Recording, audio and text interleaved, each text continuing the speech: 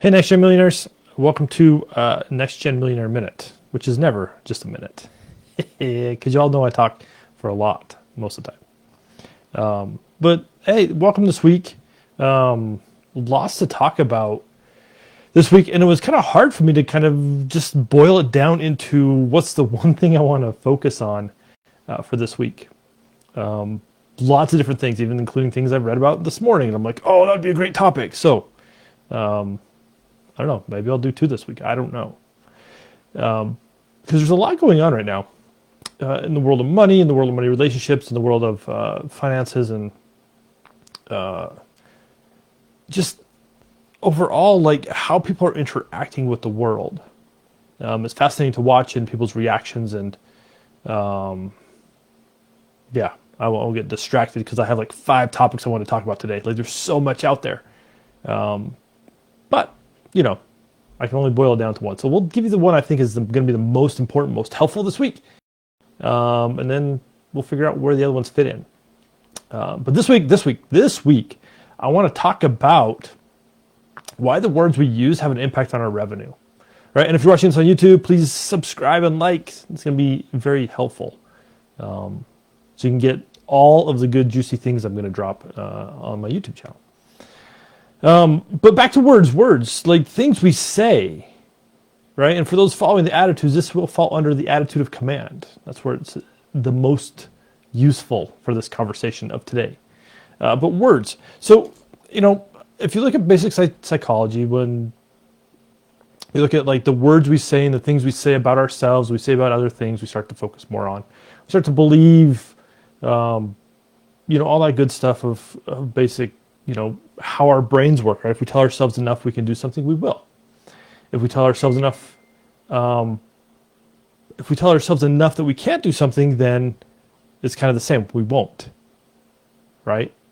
So it's understanding how these words impact, and I guarantee that they impact specifically the revenue we make in our business. So it's important to start catching what we're saying.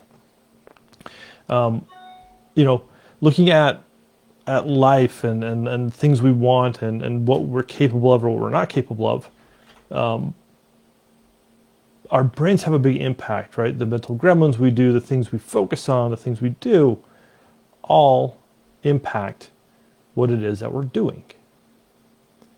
So a quick example for myself, right? I always constantly say that I don't write very well. Like I hate it. Like just to sit at the blinking cursor on the thing and just watch it. I'm so blink, blink, blink, blink, blink. Maybe you're like me. I'm like, man, this is so tough and it's so hard to start. And this is a story I continue to tell myself. Right? So I hired a copywriter a long time ago, and she's helped me in a lot of ways. Now Debbie continues to push me to be like, it's just a story you keep telling yourself. And I believe her. That makes it hard for me to write. Because once I get going, then it starts flowing. If we tell ourselves that we can't do something, then we're always going to be right. We're going to continue to prove ourselves right in that aspect. Right? And if we look at the energetic side of us, right, and the universe, and we get into a little bit of the woo, right, what we're putting out in the universe is what will be returned. So in our businesses, if we're like, oh, this is so hard to make money, it's going to be hard to make money. That's what we're focusing on. Right? And there's a lot of abundance coaches out there to be like, write mantras around abundance and, just I live abundant life and everything flows to me and blah, blah, blah. Like all those things. And they're good. Not discounting those at all. They are good. They're helpful. But there's more to that than just simply mantras and declarations or affirmations. I use them in my coaching, and they're really powerful. The problem is it becomes a specific focus for what we're doing, and then we say them once a day, and we start to ingrain them into us. But then our language continues to be the same language that we use every day. Throughout the rest of the day, talking to clients, talking to business associates, talking to family. One word that comes up a lot that I just really drives me bonkers. There's 2 phrases, right? One is, oh, that's so expensive. Is it?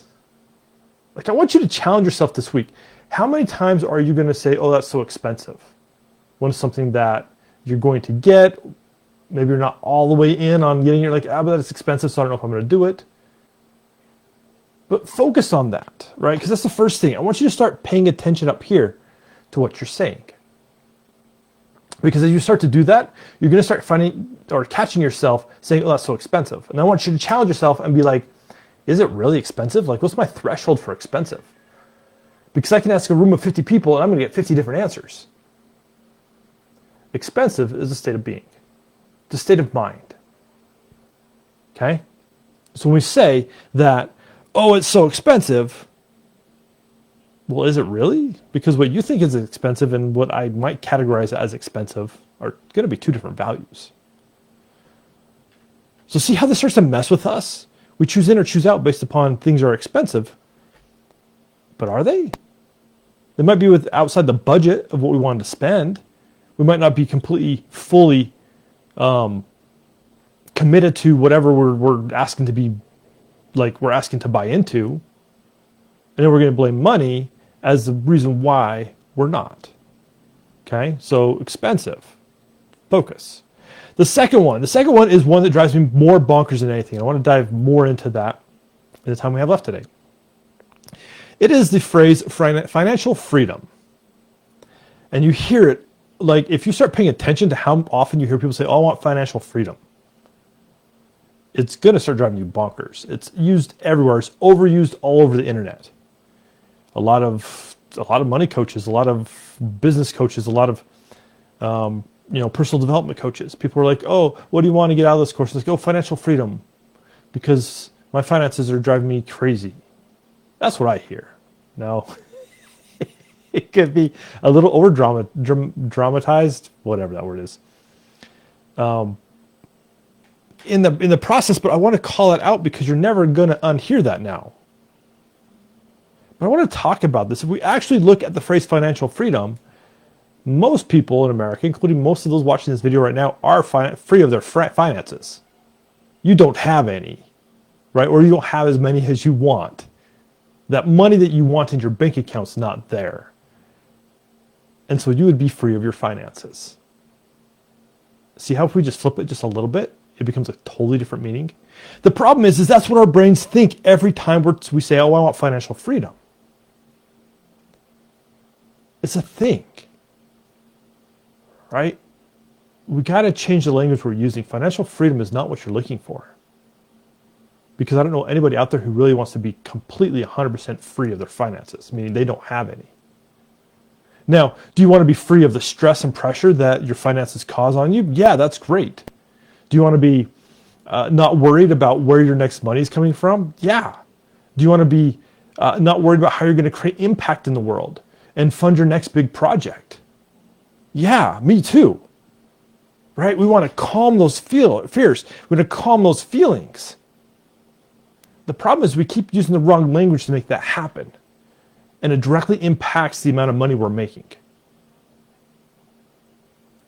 The attitude of command is all about us saying and it happening. So if we say we want financial freedom, that's what you're getting. You already have it. Why are you keep going after it? Now, I'm pretty sure that your definition of what you feel when you say that is not what you really, the words don't match up to the feeling. And that's really what I want to call out today. Between that and expensive, those two things, right? What we say, there's another meaning underneath it. There's another belief underneath that. So what I want you to do is start to challenge. Catch yourself. You're like, I want to be financially free when someone asks you about why you're building your business or what you want at the end of it. One, I'm just going to call out, it's a stupid reason to be in business. It'll come. It's a side effect. If we make money the side effect for the passion and the impact and the legacy we want to create, then we will find the money. It will show up. It will come. We'll inspire people to open up their pocketbooks, to open up their wallets. We will do that.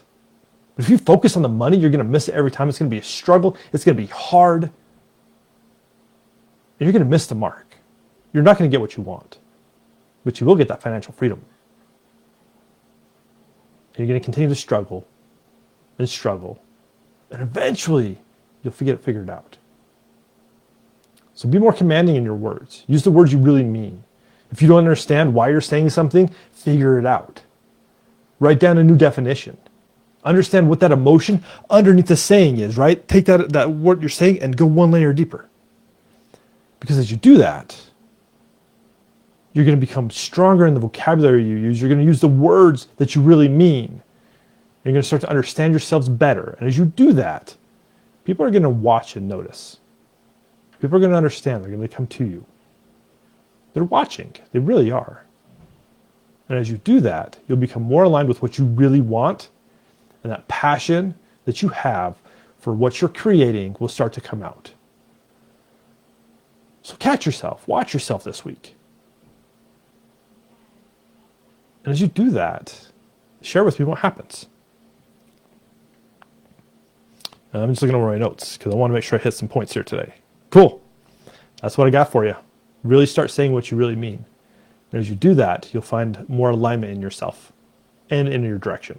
So until next week, I'd love to hear comments about other words you're using that you're like, Joe, what about this word? I find myself saying this a lot. That'd be awesome. Drop them in the comments. I will reply, and have a great week. See ya.